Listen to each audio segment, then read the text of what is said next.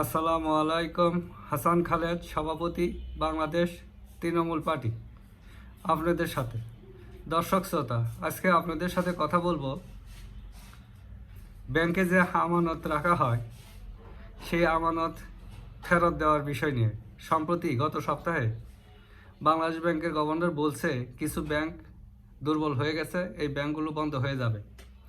এখানে যারা আমানতকারী আছেন, এই আমানতকারীরা শুধু মূলধন জমাকৃত টাকাটা ফেরত পাবেন, ওইটার উপরে কোনো সুদ তারা দিবে না, এইটা তারা বলছে।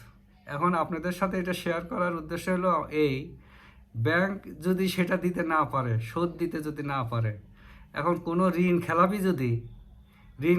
যদি ঋণ গ্রহীতা যদি ঋণ খেলাপি হয়, তারে চক্রবৃদ্ধি সুদে তার কাছ থেকে টাকা রিকভারি করে নেওয়া হবে কেন? এবং তার বিরুদ্ধে দুইটা মামলা করে, একটা চেক ডিজাইনারে মামলা করে, মিথ্যা, এই মামলাটা কিন্তু মিথ্যা, চেক ডিজাইনারে মিথ্যা মামলা করে, এটা দিয়ে জেল খাটানোর চেষ্টা করে। আরেকটা হইল অর্থঋণ আদালত আইন 2003-এর অধীনে আওতায় মামলা করে টাকা রিকভার করার জন্য।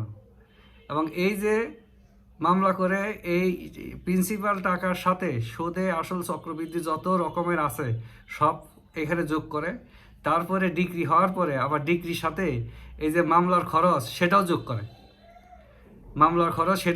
এবং আদায় হওয়া পর্যন্ত আবার ইন্টারেস্টও ওই সাথে অ্যাড করে। আপনি চিন্তা করে দেখেন, এইরকম বৈষম্যমূলক আইন কি দেশে থাকতে পারে? দেশে তো থাকতে পারে না। ঋণ গ্রহীতাকে একেবারে দেখায় দিচ্ছে, ছাড়ে দিচ্ছে। তারপরেও দেখান যে মর্গেজ করা থাকে, যে জমিটা বা সম্পদটা মর্গেজ করা থাকে, পানির দরে বিক্রি করে দেয়। সিন্ডিকেট, ব্যাংক, কোর্ট মিলে একটা সিন্ডিকেট চক্র আছে, ভূমিদস্যুরা আছে। এই ভূমিদস্যুরা এটা 1 কোটি টাকা সম্পদ 5 লাখ টাকা দিয়ে কিনে নিয়ে তাকে একবারে নিঃস্ব করে ফেলে। সে থেকে মুক্তি কিন্তু দেয় না, এই অর্থ ঋণের থেকে কিন্তু মুক্তি দেয় না, ঋণের থেকে কিন্তু মুক্তি দেয় না, কিন্তু কম দামে জমিটা বিক্রি করে সবাই টাকাটা হাতে নিল। এখন এটা গেল। তারপরে যখন আপনি আর টাকা দিতে পারতেছেন না, তখন আপনাকে সিভিল জেলে পাঠিয়ে দিচ্ছে। অর্থ ঋণ আদালত আইন একতরফাভাবে, আর সবচেয়ে মজার কথা হলো আপনার, এরা একতরফাভাবে এই রায়গুলো নেয়।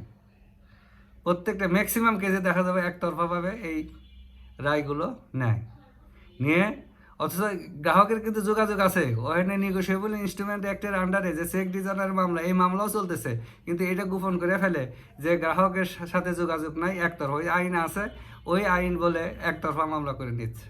তো এই পুরা আইনটা, এই পুরা অর্থ ঋণ আদালত আইন 2003 পুরাটাই হইল ব্যাংকের স্বার্থ দেখে, ব্যাংকারদের স্বার্থ দেখে, এই ব্যাংকের যারা সিন্ডিকেট এদের স্বার্থ দেখে মানুষকে নিঃস্ব করে দিচ্ছে, একেবারে নিঃস্ব করে দিচ্ছে। এই জন্যই বাংলাদেশ তৃণমূল পার্টি একদম শুরুর থেকেই চাচ্ছে যাতে অর্থ ঋণ আদালত আইন 2003 বাতিল হয়ে যায়।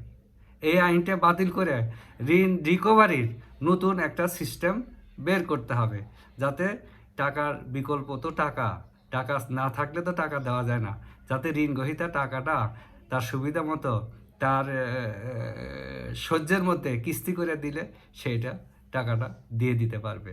কিন্তু যেদিন সে ঋণ খেলাপি হয়ে যাবে, তারপরে এই টাকার উপরে আর কোনো সুদ ইম্পোজ করা যাবে না, কোনো প্রকার সুদ ইম্পোজ করা যাবে না এই মানবিক গ্রাউন্ডে। কারণ যখন একজনের ব্যবসা ক্ষতিগ্রস্ত হয়ে যায়, তখন তো সে এমনি নিঃস্ব হয়ে যায়, সংসার চালাইতে পারে না, পোলাপান সন্তানদের লেখাপড়া করাইতে পারে না, তার উপরে যদি আবার এগুলো চাপায় দেওয়া হয়, এই লোকটা তো একেবারেই শেষ হয়ে যায় এবং স্ট্রোক করে মারা যায়।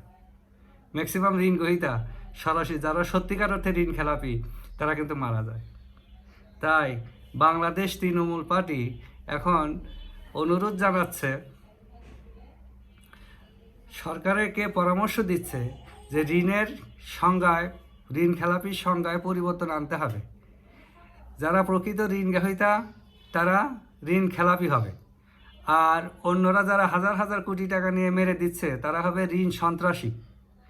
ঋণ সন্ত্রাসীরা ভোট করতে পারবে না, ওদেরকে মামলা মোকদ্দমা করে ওদের যা খুশি করুক, কেন যেহেতু ওরা সন্ত্রাসী। আর এই যে যারা স্বাভাবিক ঋণ নিয়ে ঋণ খেলাপি হয়েছে, তারা যাতে ভোট করতে পারে সেই ব্যবস্থা রাখতে হবে। তো বৈষম্যমূলক আইন কিন্তু আমাদের দেশে থাকতে পারে না, কিন্তু অথচ বৈষম্যে ভরা। ব্যাংকের মালিকদের জন্য এক আইন, আবার ঋণ গ্রহীতাদের জন্য আরেক আইন। এইটা চলতে পারে না। তাই আসুন আমরা বসে না থেকে এই অনিয়মের বিরুদ্ধে প্রতিবাদ করি, আমাদের নিজেদেরকে রক্ষা করি। আমরা যারা ব্যবসা বাণিজ্য করে খাই তারা যাতে স্ট্রোক করে মারা না যায়, সন্তান সন্ততিদেরকে যাতে পথে বসায় না বিদায় নেই, সেই জন্য আসেন আমরা এটা নিয়ে সরকারের সাথে কথা বলি, এইটা নিয়ে আদালতের সাথে কথা বলি, যাতে কোনো ঋণ গ্রহীতাকে হয়রানি না করা হয়। মর্গেজকৃত সম্পদ ঋণ গ্রহীতা বিক্রি করে টাকা দিবে, ঋণ গ্রহীতাকে কোনো রকম সিভিল জেলে রাখা যাবে না। এই সমস্ত আইনকে একতরফা বিচার করা যাবে না, চেক ডিজনার করে মিথ্যা মামলা করা যাবে না। আজকে এগুলো আওয়াজ তুলি, প্রতিবাদ করি। এক ধরনের আইন থাকুক, দুই ধরনের আইন যাতে না থাকে। তারা দেউলিয়া হয়ে যাচ্ছে, আমানতের টাকা শোধ দিবে না, আবার এইখানে ঋণ গ্রহীতা বিপদে পড়ে গেছে, তাকে সুদে মূল্যে চক্রবৃদ্ধি কত দণ্ড সুদ, পেনাল সুদ, কত রকমের সুদ যে আছে, তারপরে যে মামলা করে, এই মামলার খরচও দেওয়া লাগে। এই বৈষম্য যাতে না থাকে, যে যেখানে থাকেন সুস্থ থাকেন, নিরাপদ থাকেন। অবশ্যই আমাদের স্বার্থের জন্য সোচ্চার হইতে হবে। ক্ষতিগ্রস্তকে আর ক্ষতিগ্রস্ত করা যাবে না, তাকে সময় দিয়ে টাকাটা রিকভার করে নেওয়া হবে, এবং তার উপরে যাতে জুলুম না হয়, তার উপরে যাতে কোনো সুদ আরোপ না করা হয়, মামলা মোকদ্দমা করে হয়রানি করে সে মামলা খরচও তাদেরকে রিকভার করার চেষ্টা না করা হয়। ধন্যবাদ সবাইকে।